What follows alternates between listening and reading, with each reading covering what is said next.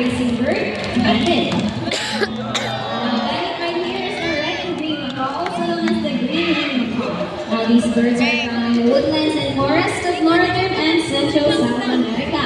And there you go, folks. Our show is officially started. So, how about a round of applause for Bandit?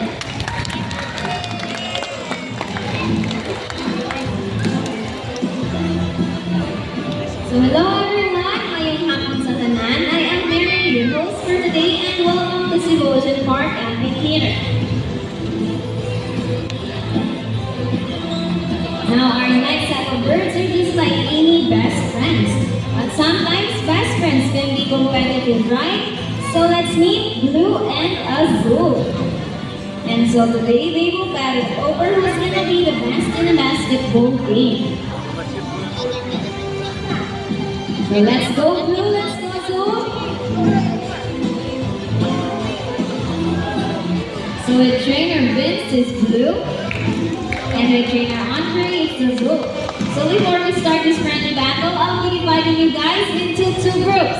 Now all the boys will cheer for Blue. Come on boys, let me hear you cheer. Go Blue, go Blue.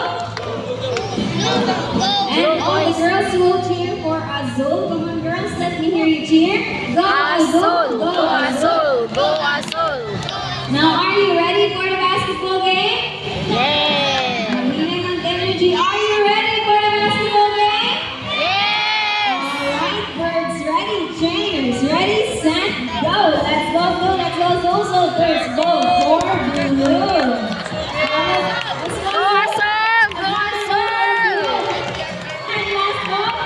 Wins this game. Let's go Azul.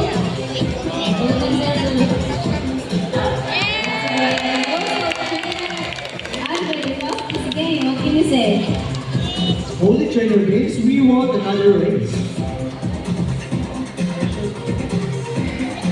Are you sure about that? You want Azul to lose again?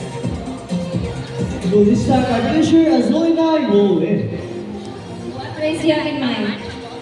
So I suggest ring race. The mechanics of this game is the first bird can drop all 3 rings into the pole. The fastest is the winner.